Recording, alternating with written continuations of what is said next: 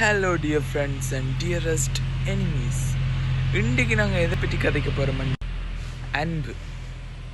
அன்பண்டா என்ன?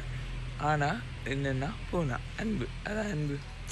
ஓகே, இதை பற்றி உங்களுக்கு நான் விளங்கப்படுத்தணுமென்ற இதில் நான் வரையில்.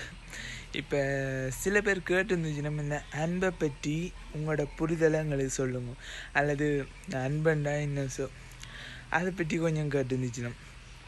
இப்போ எனக்கு அவ்வளாண்டு தெரியாது, பட் எனக்கு தெரிஞ்ச அளவுக்கு அன்புன்றது யார் மேலேனாலும் வரலாம்.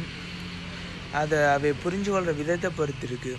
இப்போ அன்பை நீங்கள் ஒரு ஆளுக்கு அதாவது ஒரு ஆள் அன்பை கதைக்கிறாது உங்களுக்கு விளங்கு மிரண்டா நீங்கள் இன்னும் 5 அறிவு இல்லை 6 அறிவு. ஸோ அதுக்கு டீட்டெயிலாக விளங்கப்படுத்தணும்ன்ற அவசியம் இல்லை, ஏன்னா உங்களுக்கு 6 அறிவு பகுத்தறிவும் இருக்குது இல்லையா?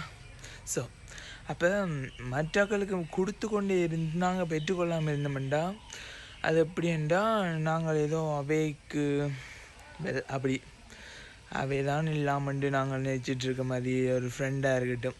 ஓகே, அப்போ அன்பின் எங்களுக்கு வருகுதண்டா ஓகே, வராமல் நாங்களே கொடுத்து கொண்டு இருந்தோம்டா இவன் அன்புக்காக இயங்கக்கூடியவனாக இருக்கான், இவனை ஒரு எப்படி சொல்கிறது, அந்த நாங்கள் யாருக்கான அன்புக்காக ஏங்குகிறோமோ அவை ஏதோ பெரிய இதாகவும் அந்த ஏங்குகிற ஆக்கள் ஒரு சின்ன இதாகவும் தான் அவைண்ட பாயிண்ட் ஆஃப் வியூவில் இருக்கும். ஸோ அன்புக்காக ஒருத்தர் எங்கே வேணால் நீங்கள் உண்மையாக இருந்தீங்கன்னா உங்களுக்கு தேவையான அன்பு கட்டாயம் கிடைக்கும். ஸோ அன்புன்னு ஏங்கி கொண்டு உங்களை மதிக்காதாக்கள்கிட்ட போய் அன்பை எதிர்பார்க்கறதால எந்தவித பிரயோசனமும் இல்லை.